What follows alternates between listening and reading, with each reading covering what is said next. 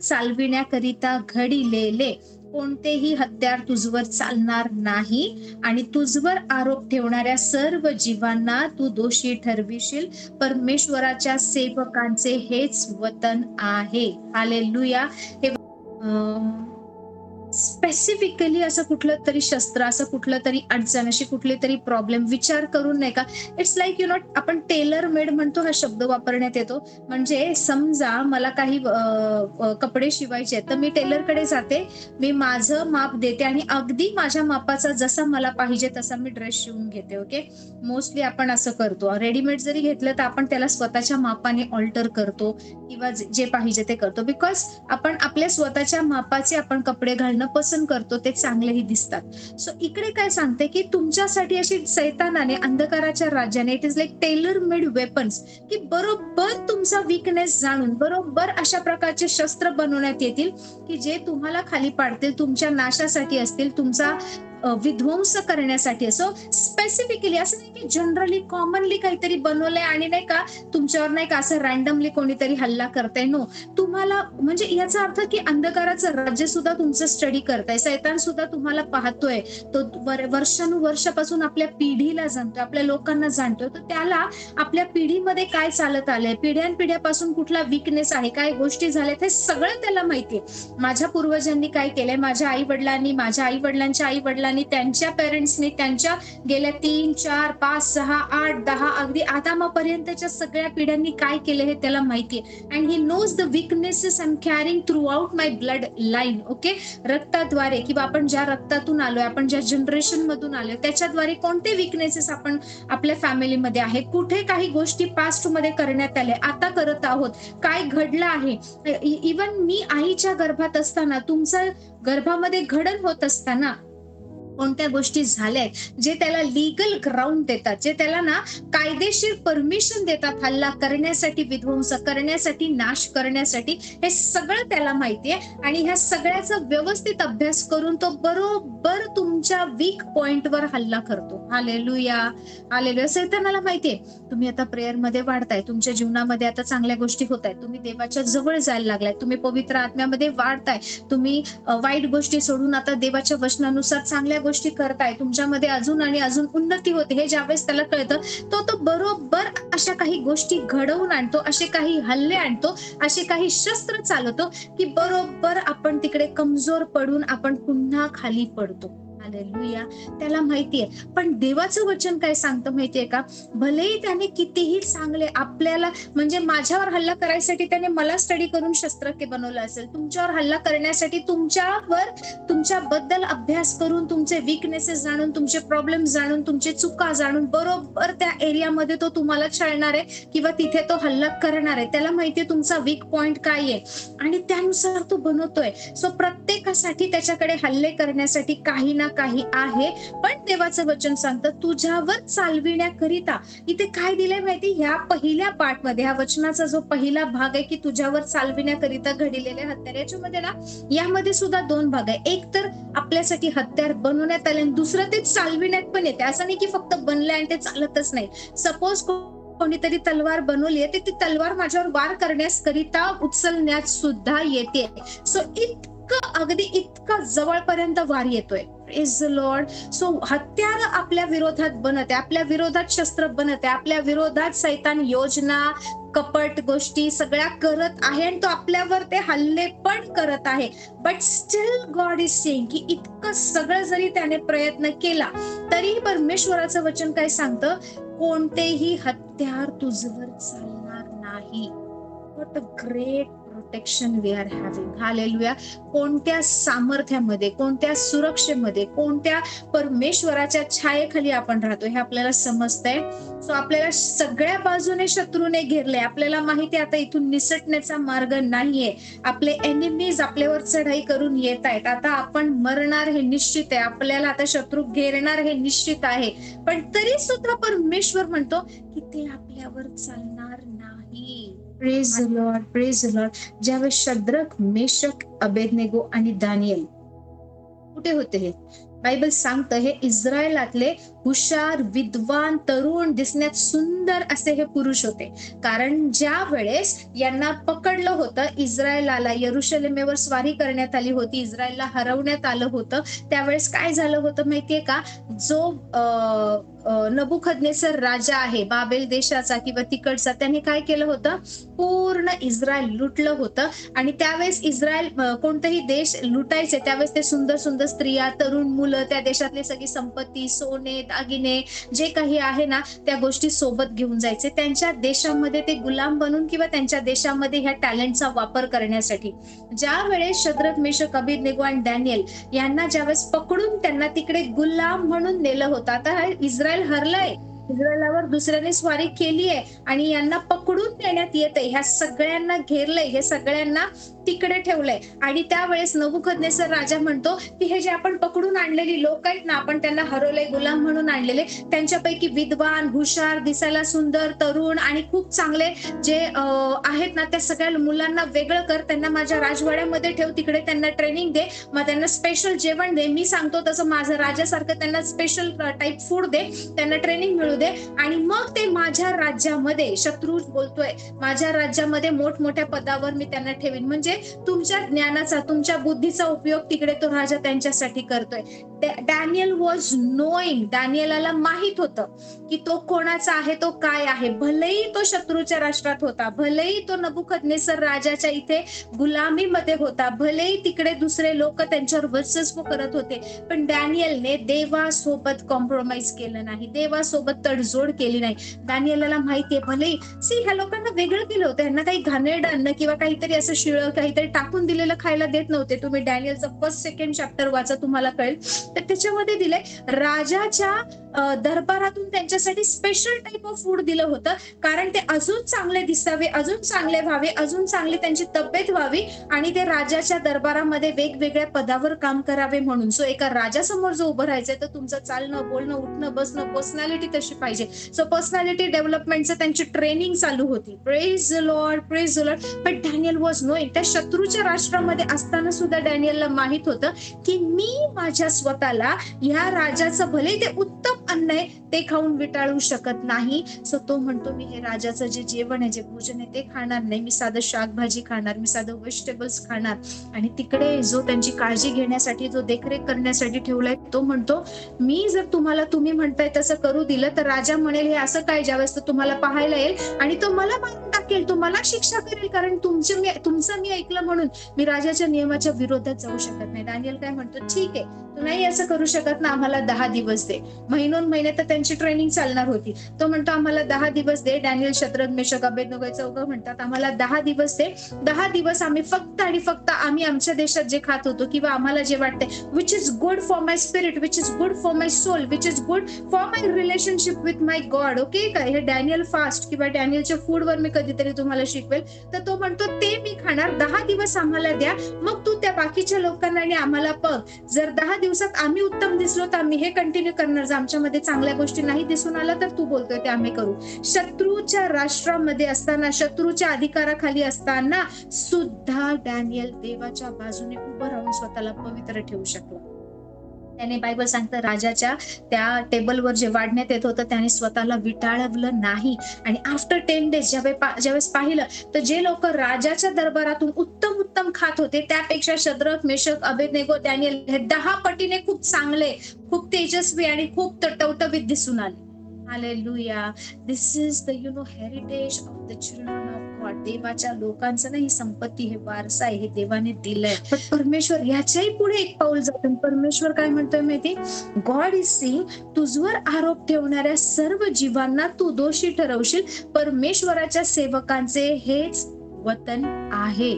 Hallelujah. म्हणजे कुठलं शस्त्र चालतंय, कुठला हल्ला येतोय, मग ते आजाराचं असेल, कर्जाचं असेल, डिवोर्सचं असेल, वाईट मार्गाचं असेल, व्यसन असेल, पॉर्नोग्राफी असेल, लस्ट असेल, जारकर्म असेल, व्यभिचार असेल, अजून इतर कुठल्या गोष्टी असतील, वासना असतील, चोरी असेल, लबाडी असेल, काही अक्षम असेल, कुठल्याही गोष्टी असतील, या सगळ्या गोष्टी आपल्यावर चालणार नाही. पण तुम्हाला माहित पाहिजे की ह्या गोष्टी तुमच्यावर चालणार नाहीत. हालेलुया. शत्रू हल्ले करेल, शत्रू इथून तिथून बाण सोडेल, बट ते कुठल्याच गोष्टी आपल्यापर्यंत पोहोचणार नाहीत. हालेलुया. त्याच्या पुढे परमेश्वर काय म्हणते, तुझवर आरोप ठेवणाऱ्या सर्व जीवांना तू दोषी ठरवशील. याचा अर्थ इंग्लिशमध्ये खूप सुंदर रीतीने दिलंय, every tongue that rises against you in judgment. Hallelujah. Every tongue, असं नाही की फक्त अनबिलिव्हर्सची जी फक्त दुरात्म्यांनी बोललेलं, फक्त स्पेसिफिक लोकांनी बोललेलं, किंवा फक्त जे पापी लोक आहेत त्यांनी बोललेलं, असं नाही दिलंय. Every tongue, including the tongue of your parents, tongue of your husband, tongue of your wife, tongue of your in-laws, tongue of your friends. जे लोक तुमचे आई वडील बहीण भाऊ फ्रेंड्स रिलेटिव्ह ऑफिस मधला बॉस नातेवाईक शेजारी किंवा अजून कोणीही असेल, जे कोणी तुमच्याकडे बोट करतील तुमच्या विरोधात बोलतील. Hallelujah. Every tongue that rises against you. Every means every, मग ती दुरात्म्यांची असू दे, इतर लोकांद्वारे बोलण्यात आले असू दे, कोणाचीही जी जी जीभ उठेल आणि तुमच्या विरोधात बोलेल, कशासाठी? तुम्हाला दोषी ठरवण्यासाठी, तुमचा न्याय करण्यासाठी, तुमचा जजमेंट करण्यासाठी. Every tongue that rises against you in judgment. Hallelujah. Bible says you shall condemn it. Jesus did not said, किंवा प्रभू असं नाही म्हणाला की माझा प्रोफेट त्याला दोषी ठरवेल. प्रभू असं नाही म्हणाला यशया त्याला दोषी ठरवेल. लॉर्ड डिड नॉट से की मी त्यांना दोषी ठरवेल. नो, दॅट जे माझा न्याय करायला येत आहे, जे माझ्यावर खोटे आरोप लावत आहे, जे माझ्या विषयी नकारात्मक बोलत आहेत, जे माझ्या विषयी चुकीचं बोलत आहेत, त्यांना मी दोषी ठरवेल. Okay, the enemy is coming and enemy is opening his mouth and saying something bad, something wrong, something negative, something curseful, something very irritating about me, and he is thinking that he is suppressing me. शत्रूला वाटतंय की तो माझ्यावर विजयी होतोय, मला दाबण्याचा प्रयत्न करतोय, मला शब्दांनी पाडण्याचा प्रयत्न करतोय आणि माझ्या चुका दाखवतोय, मला जाणीव करून देतोय मी काय केलंय. आणि बायबल सांगतं की मी त्याला दोषी ठरवेन. Hallelujah. There is power in your words. Learn to open your mouth and speak. Hallelujah. जगामध्ये पाहिलंय का, किंवा आपणही, माझाही स्वभाव पूर्वी तसाच होता. When I was not knowing God, ज्यावेळेस मला प्रभू माहित नव्हता, माझं तारण झालं नव्हतं, मला येशू माहित नव्हता, मला काहीच माहित नव्हतं, मी सुद्धा घरात भांडण झाले, काही झालं ना, आणि कधी कोणाचं ऐकणं नाही का, म्हणजे ऐकणं असं नाही, समजा मला जर कोणी काही बोललं तर मी त्याच्या विरोधात बोलणार, परत बोललं तर मी अजून, समोरचा व्यक्ती 4 बोलले तर मी 8 शब्द बोलणार, समोरचा व्यक्ती परत 8 शब्द बोलला तर मी 16 शब्द बोलणार, पण समोरच्याचं मी ऐकून घेणार नाही. मी काय ऐकून घेऊ, मी काय चूक केली आहे, असं करत करत ज्या वेळेस माझं तोंड उघडायची धडधड धडधड धडधड नुसतं बोलायचे. ओके, मी का ऐकून घेऊ, मला काय गरज पडलीये, मी इतका इगो, इतका प्राईड माझ्यामध्ये सुद्धा होता. तुम्हाला सुद्धा माहित असेल की कधी कधी वाद होतो, भांडणं होतात, शब्दाला शब्द लागतो आणि आपण प्रयत्न करतो शांत राहायचं, पण नंतर एक लिमिट नंतर आपण म्हणतो नाही, मी काय ऐकून घेऊ, मला सहन करायची काय गरज आहे, मी जर शांत राहिले ना तर ह्या गोष्टी अशाच चालू राहतील आणि नाही का, मला नेहमी ऐकून घ्यावं लागेल. सो व्हॉट हॅपन्स, आपण सुद्धा बाचाबाची करतो, आपण सुद्धा बोलतो, आपण सुद्धा शब्दाला शब्द लावतो आणि भांडणं, वाद, ह्या सगळ्या गोष्टी होतात. पण देवाचं वचन काय सांगताय माहिती, ते प्रभू काय म्हणतोय माहिती, बायबल सेज प्रत्येक जीभ जी माझ्या विरोधात बोलते त्याला मी दोषी ठरवेल. पण मी आतापर्यंत काय करत आलीये, मी ज्यांनी मला दोष ठरवलं त्यांना मी दोषी ठरवण्याचं सोडून मी त्यांना ब्लेम करते. येस, समवेअर मी सुद्धा त्यांच्या लेवलला राहून भांडण्याचा प्रयत्न करते. This is not what word of God is saying here. No, ज्यावेळेस परमेश्वर म्हणतोय तू त्यांना दोषी ठरवशील, याच्यामध्ये एक वेगळा अर्थ आहे. आय टेल यू, सी, जगामध्ये असताना आपण पाहिलं असेल की कुठे भांडणं झाली, काही झालं की कशा नाही का सगळे लोक असं तोंड उघडून बडबड बडबड बडबड, भांडणं, शिवीगाळी, एकमेकांचा पाण उतारा करणं, एकमेकांचा इन्सल्ट करणं, इतके वाईट शब्दात बोलतात की समोरच्याला हर्ट झालंच पाहिजे. म्हणजे जसं काही कोणीतरी बंदूक घेऊन गोळ्या झाडते त्यानुसार नाही का, जर कोणी आलंच, जरा काही झालं की समजा जाता जाता सुद्धा काही काही लोक असे असा चुकून धक्का लागला ना तरी सुद्धा 4 शब्द सुनावून जातात. म्हणजे असे नाही का तयारच असतात की समोरच्याशी भांडायचं आणि बोलायचंच. There are some people like this. Okay, पण त्या लोकांकडे काय माहिती, त्यांच्या शब्दाचं नाही का, त्यांच्याकडे ते शस्त्र आहे, ते समोरच्या व्यक्तीवर नको तेव्हा ते नाही का चालवतात. बट आपल्याला परमेश्वराने हे मुख आणि मुखाचं सामर्थ्य, जिभेचं सामर्थ्य काही चांगल्या गोष्टीसाठी दिलंय. So when ever enemy is opening his mouth, ज्या ज्या वेळेस शत्रू त्याचं enemy opens his mouth, okay, whenever तुमच्या विरोधात शत्रू ज्या वेळेस त्याचं मुख उघडतोय, काहीही बोलतोय, समजा तुम्हाला बरं वाटत नाही, तुम्ही डॉक्टरकडे गेले आणि डॉक्टर ना काहीतरी टेस्ट करतायत, तपासण्या करतायत आणि ना का एकदम बॅड रिपोर्ट सांगतायत असं झालंय तसं झालंय, हे आहे, आता ह्याला काही पर्याय नाहीये, तुम्हाला एकतर हे मेडिसिन घ्यावं लागेल किंवा हा आजार बराच होणार नाही, तुमची सर्जरी करावी लागेल, एनिथिंग XYZ अशा काही गोष्टी सांगतोय.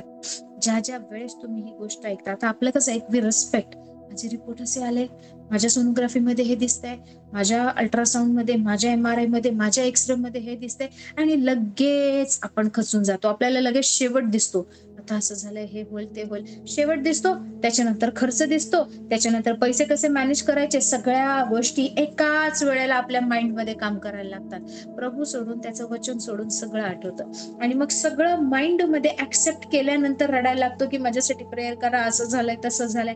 बट आपण ज्यावेळेस या गोष्टी ऐकतो, आपण तिथल्या तिथे कॅन्सल नाही करत, आपण रिफ्यूज नाही करत, आपण त्या गोष्टींना नाकारत नाही आणि तिकडे आपण वीक पडतो आणि ती आपली खूप मोठी चूक आहे. सी, समजा मी डॉक्टरच्या क्लिनिक मध्ये गेलीये आणि काहीतरी त्रास झालाय आणि डॉक्टर मला काहीतरी रिपोर्ट सांगतोय आणि ओके असं आहे तसं आहे म्हणून जर मी त्या क्लिनिक मधून त्या डॉक्टरचे जे सांगितले तो शब्द घेऊन जर बाहेर पडते ना, ते एक देवावर विश्वास ठेवणारी स्त्री म्हणून मी खूप चुकीचं वागते. का माहिती? कारण त्या रूम मध्ये, त्या डॉक्टरच्या रूम मध्ये, त्या केबिन मध्ये जेव्हा तो डॉक्टर आणि मी होते, त्यावेळेस मी काय करते माहिती? I am letting the word of that doctor be the last word in that room. त्या रूम मध्ये ते डॉक्टर माझ्या विरोधात जे निगेटिव्ह सांगते, रिपोर्ट सांगते, त्याला मी शेवटचा शब्द तिकडे होऊ देते.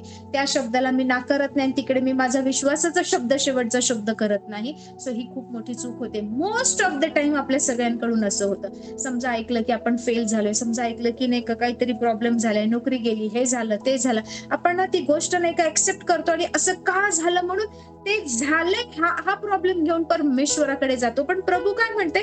तुझवर आरोप ठेवणाऱ्या सर्व जीवांना तू दोषी ठरवशील.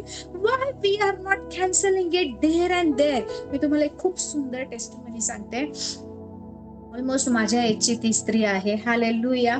Actually that lady Wien she was, म्हणजे असं होतं की ज्यावेळेस सेकंड टाइम तिच्यासाठी प्लॅन करत होती आणि बरेच वर्ष तिला बाळ राहत नव्हतं आणि तिला कळत नव्हतं की पहिलं तिचं छान डिलिव्हरी झाली, नॅचरल कन्सेप्शन झालं, दुसऱ्यांदा प्रयत्न करते, बेबी होत नाही. Also she is a leader, she is apostle आहे, ती एक लीडर आहे आणि ती प्रार्थनिक पण होती. आणि नंतर असं झालं की परमेश्वराने काही वर्षानंतर तिला शब्द दिला की या वर्षी तुला प्रेग्नन्सी राहणार आहे, पण ज्यावेळेस तुझी प्रेग्नन्सी राहील त्यावेळेस मी तुझ्या मिनिस्ट्रीमध्ये नवीन काही गोष्टी करणार, एक नवीन मॅन्टल, एक नवीन अनॉइंटिंग मी तुला देणार आहे. आणि त्यावेळेस तिला समजलं नाही तिच्या प्रेग्नन्सीचा आणि परमेश्वर बोलतोय ज्या नवीन अभिषेक त्या मॅन्टलचा रिलेशनशिप काय आहे. But still she was praying आणि तिला असं झालं की बरेच प्रॉब्लेम्सचा सामना करावा लागला. तिला एवढं सगळं होऊन सुद्धा नॅचरली ती कन्सिव्ह झाली नाही. तिला IVF करावं लागलं. 3-4 IVF केले आणि प्रत्येक वेळेस नाही का IVF करायचे ते म्हणायचे तुझ्यामध्ये नाही का बीजच नाहीये, तुझ्यामध्ये एग्जच नाही, फिमेलचे जे बीज पाहिजे असतात. IVF म्हणजे test tube baby. Test tube baby मध्ये काय करतात माहितीये का? जसं एक पुरुष बीज, एक स्त्री बीज यांचं मिलन होतं आणि एक बाळ तयार होतं, त्याच्यापासून एक नवीन जीव तयार होतो. तर एक पुरुष बीज, एक स्त्री बीजची गरज असते. परंतु ज्यावेळेस टेस्ट ट्यूब बेबी किंवा इन विट्रो फर्टिलायझेशन IVF केलं जातं तेव्हा काय करतात माहितीये का? ते पुरुष बीज घेतात आणि स्त्रीचं ओव्ह्युलेशन स्टडी करून की तिचं ते अंडाशयामधून कधी बीज बाहेर पडतंय आणि किती एग्स म्हणजे तिचे किती बीज फलित होत आहेत हे पाहतात. आणि समजा तिचं एकच झालं, 2च झालं तर युजली डॉक्टर्स करत नाही, because there are high chances of failure. तर युजली 4-5 खूप चांगले बीज किंवा ते एग्स ज्या वेळेस चांगले फलित होतात ना त्यावेळेस ते घेतात आणि मग पुरुष बीज आणि यांचं लॅबमध्ये बाहेर स्पेशलाइज टेक्निकने स्पेशलाइज लॅबमध्ये त्यांचं फर्टिलायझेशन करतात आणि ते झाल्यानंतर परत ते युट्रसमध्ये ट्रान्सफर करतात. अशा प्रकारे करतात. पण हिच्या बाबतीत होतं की बरेच महिन्यानंतर काय झालं माहिती? फक्त एकच बीज दिसलं, एकच बीज. तुला कुठले बीज दिसत नाही, काहीच दिसत नाही. आणि शी स्टार्टेड क्राईंग आणि ती असं झालं की डॉक्टर म्हणाले एकच आहे, आपण काय करणार ना. म्हणजे मेडिकली IVF करताना ते एकच आहेत तर ते लोक एकच बीज असेल तर करत नाही. बिलकुल करत नाही. कमीत कमी 3-4 एग्स त्यांना पाहिजे असतात. ज्यावेळेस 3-4 एग्स ते फर्टिलाइज करतात, त्याच्यातले मग समजा 1-2 फेल झाले, तर ॲटलीस्ट 2 तरी पुढे जातील. मग 2 मधली पण वाढत असताना एखादं झालं, तर एक बाळ तरी तयार होईल, असं कॅल्क्युलेशन असतं ते. म्हणून जे टेस्ट ट्यूब बेबी करतात त्यांच्यामध्ये ट्विन्सचं प्रमाण जास्त आहे. का? कारण ते 3-4 एग्स एका वेळेस फर्टिलाइज करून सोडत असतात, की फेल्युअर रेट जरी असला तरी सक्सेस रेट सुद्धा ऍट द सेम टाइम मिळावा म्हणून. सो हिच्या बाबतीत काय झालं, एकच होतं आणि ते रिपोर्ट ऐकून ती रडत बसली होती आणि खूप खूप अशी तुटून गेली होती, की इतक्या महिन्यानंतर सापडले, ते पण IVF करून आणि एकच. आणि ह्या वर्षी मी प्रेग्नेंट होणार असं प्रभूने मला अभिवचन दिलंय. आणि तिला काही समजत नव्हतं, कळत नव्हतं. आणि असं झालं की ज्या वेळेस ती त्या रूम मध्ये बसलेली होती, काउन्सिलिंग रूम मध्ये, डॉक्टरच्या केबिनच्या बाहेर काउन्सिलिंग रूम मध्ये, त्यावेळेस असं झालं की तिचे जे स्पिरिच्युअल फादर आहेत किंवा ज्यांच्याकडून ती शिकली आहे, त्यांचा अचानक फोन आला. त्या स्पिरिच्युअल फादरना देवाने बर्डन दिलं, तिचे आत्मिक पिता जे होते, आणि त्यांचा तिला अचानक फोन आला आणि ते तिला म्हणाले की तू कशी आहेस, काय चाललंय? आणि ती म्हणाली मी ठीक आहे, पण सध्या मी असं आहे. तिचा आवाज वगैरे घेऊन ते म्हणाले तू एवढी सिरियस का आवाज साऊंड करतेस, काय झालंय? तर ती म्हणाली नाही नाही, असं झालंय तसं झालंय, मला असं असं इतके महिन्यानंतर मी प्रयत्न करते, मला इतका संघर्ष करावा लागलाय, पण मला प्रेग्नन्सी राहत नाही. आणि आता IVF करताना बरेच महिन्यानंतर मला इतके महिने एग्स नव्हते आणि आता एकच मिळाले. मग तिचे जे आत्मिक पिता होते ते म्हणाले की एक मिळालंय ना, मग प्रॉब्लेम काय आहे? ती म्हणाली नाही पास्टर, तुम्हाला कळत नाहीये, मेडिकली एकच जर बीज निघाले त्याच्यावर टेस्ट ट्यूब बेबी करता येत नाही, कमीत कमी 4-5 पाहिजे. त्यांनी तिला काय प्रश्न केला माहिती? ते म्हणाले ज्या वेळेस येशूचा शरीरामध्ये जन्म झाला त्यावेळेस येशूसाठी किती बीज लागले होते? Praise the Lord. ती म्हणाली एकच. प्रॅक्टिकली येशूसाठी एकच, नुसतं एकच लागलं होतं, कारण मरियमच्या गर्भाशयात पवित्र आत्म्याद्वारे येशूची धारणा झाली, म्हणजे पुरुष बीज पण लागलं नव्हतं, फक्त स्त्रीच्या गर्भाशयामध्ये. तर ते म्हणाले जर एक बीजद्वारे येशू जन्माला येऊ शकतो, तर येशूपेक्षा जास्त बीजची तुला गरजच काय आहे? ते म्हणाले तुला एक दिसतोय ना, that is your miracle, grab that miracle. ते म्हणाले ते एक बीज जे दिसतंय तो तुझा चमत्कार आहे, देव बोलल्याप्रमाणे. अँड देन व्हेरी बोल्डली ती म्हणाली की तुम्हाला एक दिसतंय ना, मी ते खर्च करायला तयार आहे, जे होईल ते. हे एक बीजवर तुम्ही कंटिन्यू करा प्रोसेस, आणि मी रिस्क घेणार. डॉक्टर तिला समजवलं. ती म्हणाली yes doctor, I know that one is sufficient for me. ते एक बीज माझ्यासाठी सफिशियंट आहे. Praise the Lord. So we need such spiritual leaders, जे ना आपण जेव्हा तुटलेल्या अवस्थेतून जाऊन आपल्याला विश्वासाने पुश करणारे पाहिजेत. Praise the Lord. आणि तुम्हाला सांगते, ते एक बीज फर्टिलाइज झालं, ती प्रेग्नंट राहिली, तिच्या गर्भाशयात बाळाची वाढ होऊ लागली. आणि ज्या वेळेस 5वा-6वा महिना होता त्यावेळेस तिला मिनिस्ट्रीसाठी दुसऱ्या देशात जायचं होतं, तर रेग्युलर चेकअपसाठी डॉक्टरकडे गेली होती. आणि जर तुम्हाला प्रेग्नंट असताना प्लेनने ट्रॅव्हलिंग करायचं असेल तर तुम्हाला मेडिकल सर्टिफिकेट लागतं, तर त्याच्यासाठी गेली होती. आणि तिचं गायनेकोलॉजिस्ट तिला म्हणाले चल तू आलीच आहे तर आपण एकदा स्कॅन करून पाहूया, आपण एकदा अल्ट्रासाऊंड करूया. तर ती म्हणाली ओके ठीक आहे. अल्ट्रासाऊंड केलं आणि अल्ट्रासाऊंड केल्यावर ते डॉक्टर तिला म्हणाले की तुझं पाणी कधीपासून जायला लागले, तुझं बॅग रप्चर झालीये का? ती म्हणाली माझी जर गर्भाशयात म्हणजे बाळ असतं त्याच्या बाजूला अम्नियोटिक फ्लुइड असतं, ओके, ते पाणी जायला लागलं. ती म्हणाली जर माझं बॅग रप्चर झाली असेल, माझं पाणी जात आहे तर मला कळेल ना. नाही झाले. ते म्हणाले 90% वॉटर गेलेलं आहे. हे बाळ यापुढे 5व्या महिन्यात, ओके, हे बाळ यापुढे जगू शकणार नाही, वाढ होऊ शकणार नाही. 24 तासाच्या आत हे बाळ तुझ्या गर्भाशयात मरणार. तू आत्ताच्या आता ऍडमिट हो, आपल्याला DNA करावं लागेल, आपल्याला हे बाळ जे आहे ते बाहेर काढावं लागेल. पूर्णपणे तुटली. एवढ्या ह्याच्या नंतर एक बीज मिळालं. परमेश्वरांनी अभिवचन दिलं ह्या वर्षी होणार. आणि आता ही न्यूज मिळते की हे सुद्धा जे बाळ आहे ते जगू शकणार नाहीये, याची वाढच होणार नाही, कारण 90% गर्भाशयातलं पाणी सुकून गेलंय. बरं तिला काही लिकेज होत नाही, तिचं पाणी जात नाही, तिला काहीच कळलं कुठून हे झालं. आणि असं झालं की जसं हा डॉक्टरचे शब्द तिने ऐकल्याने इमिडिएटली तिला दिसून आलं की म्हणजे तिला असं समजायला लागलं की ते शब्द आले, निगेटिव्ह न्यूज आल्या तुम्हाला स्वतःला ना ह्या पोझिशन मधून त्या खालच्या पोझिशन मध्ये तुम्ही पाहायला वेळ लागत नाही. Immediately she was broken. Immediately तिला दिसलं की किती तिच्यासाठी कठीण होत आहे, किती तिने का डिप्रेशन मध्ये जातात, किती तिला त्रास होतो आणि ती किती रडते. त्या सगळ्या गोष्टी तिच्या डोळ्यासमोर यायला लागल्या. आणि ज्या वेळेस ह्या गोष्टी घडत होत्या त्यावेळेस पवित्र आत्मा तिच्याशी काहीतरी बोलला. त्याच क्षणाला पवित्र आत्मा म्हणाला की ही वेळ रडत बसण्याची नाहीये, ही वेळ युद्ध करण्याची आहे. Praise the Lord. खूप क्लिअरली पवित्र आत्मा त्या डॉक्टर समोर तिला म्हणाला, ही वेळ रडत बसण्याची नाहीये, ही वेळ युद्ध करण्याची आहे. डॉक्टर जे बोललाय तो शेवटचा शब्द नाहीये, तू जे बोलशील ते शेवटचा शब्द आहे. तुझं गर्भाशय एक नाही का मुलांना गाडण्याची जमीन नाहीये, तुझ्या गर्भाशयामध्ये एक जीवन आहे आणि ते जीवन मी दिलेलं आहे. So this is the time of warfare. Don't cry, don't sit quietly, don't sit in depression, but right now open your mouth and start speaking. Hallelujah. तुझ्या विरोधात बोलण्यात आलेली जी जी जीभ तुमच्या विरोधात तुम्हाला दोषी ठरवण्यासाठी बोलेल, त्याला तुम्ही दोषी ठरवाल. And then she came to know. तिला समजलं काय करायचंय. ती उठली तिकडून, ती प्रार्थना करायला लागली, अन्य भाषेमध्ये टंग्स मध्ये बोलायला लागली आणि ती म्हणाली, डॉक्टर मला तुम्ही जे बोलता ते काहीच करायचं नाही. माझं गर्भाशय हे जीवनाचं झरा आहे, माझ्यामधून परमेश्वराची योजना जन्माला येते. तुम्ही जे बोलता ते मला समजतंय, पण मी ऍक्सेप्ट करत नाही. मला मिनिस्ट्रीसाठी दुसऱ्या देशाला जायचं, मी जाणार. डॉक्टर म्हणाले, तू नाही जाऊ शकत, हे बाळ राहणार नाही. हे पाणी तुझ्या गर्भाशयातलं सुकलेलं आहे, शक्यच नाहीये, ह्याला काहीच करू शकत नाही. शी सेड लॉर्ड.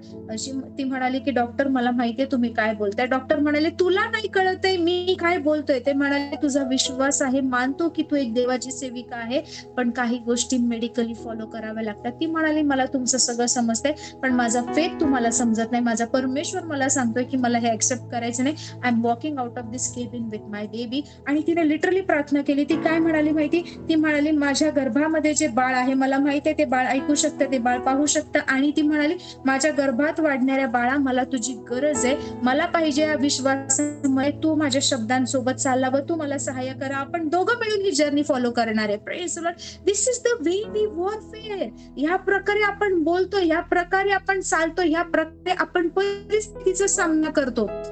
मी तुम्हाला सांगते, प्रत्येक हॉस्पिटलने तिला रिजेक्ट केलं, प्रत्येक डॉक्टरने रिजेक्ट केलं. का? कारण ऑलमोस्ट वेगवेगळ्या हॉस्पिटलला व्हिजिट करेपर्यंत 97% वॉटर निघून गेलं होतं.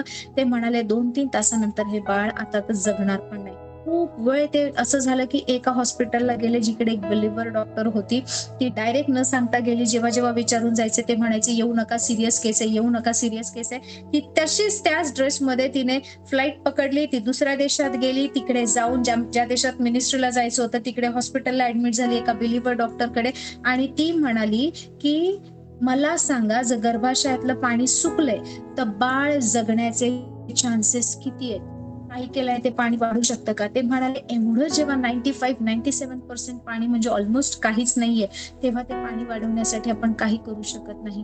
ती म्हणाली, किती चान्सेस आहे. ते डॉक्टर म्हणाला 0.00001% चान्सेस आहे. याचा अर्थ काहीच नाही. ओके, 0.00001%. ती म्हणाली, ओके यू सी दॅट 1. ती म्हणाली की तो 0.0001 आहे ना, तो 1 तुम्ही पहा. माझा परमेश्वर त्या 0.0001 ला 100% करेल. हालेलुया.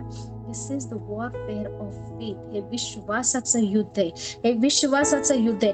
0 ऐकून हा नाही का हरून नाही जायचं. 0.00 म्हणून आता शक्यच नाही, पॉसिबल नाही. डॉक्टर त्याचं काम करतोय. रिपोर्ट्स मशीन सगळे हे ना मनुष्याचे इंटेलिजन्स आहे. ओके, मनुष्याने शोध लावला, मनुष्याच्या बुद्धीनुसार आपण त्या गोष्टीनुसार जे बेस्ट आहे ते देतो, पण या बेस्टच्या पलीकडे ते आहे देवाचं वचन. हालेलुया. सो जोपर्यंत ज्या ज्या गोष्टी तुम्हाला नाही पाहिजेत आणि बोलण्यात आल्या, कदाचित तुम्ही तुमच्या मुखाने सुद्धा बोलले असतील, त्या गोष्टी नाकारा, त्या गोष्टींचा सामना करा, त्या गोष्टींमधून बाहेर निघा, त्या गोष्टींना देवाच्या वचनाने विरोध करा आणि जे त्या गोष्टी एस्टॅब्लिश करा. हालेलुया. तुमच्या विरोधात जे पण हत्यार आहे ते चालणार नाही आणि तुम्हाला आरोप देण्यासाठी जी जी जीभ आपलं मुख उघडेल आणि बोलेल ना, त्यांना तुम्ही दोषी ठरवाल. Hallelujah. Praise the Lord. I am telling you, miraculously ही जीविका प्रेग्नन्सी कंटिन्यू झाली. खूप सुंदर बाळ जन्माला आलं आणि ते बाळ जन्मल्यापासून आजपर्यंत ना, देवाचं म्हणजे लहानपणापासून देवाच्या प्रॉफेटिक मध्ये, देवाच्या अपॉस्टलशिप मध्ये ते बाळ चालत आहे. Praise the Lord. तिचं मूल आय गेस 4 वर्षाचा नाही, 3.5-4 वर्षाचा आहे. Praise the Lord. This is the warfare of faith. Faith is not फक्त चर्चमध्ये गेल्यावर yes hallelujah I believe, that is not faith. ज्यावेळेस तुम्ही चर्चमध्ये, त्यावेळेस तुम्ही फेथ वापरत नाही, त्यावेळेस तुम्ही जे शिकवलं जात आहे ते ऐकता, तुम्ही त्या वातावरणामध्ये इझिली चालता. ज्यावेळेस चर्चमधून बाहेर पडता, ज्यावेळेस तुम्ही रोजचं जीवन जगता, रोजची कामं करता, like every day 24/7, every moment, every second, you need faith to walk. Hallelujah.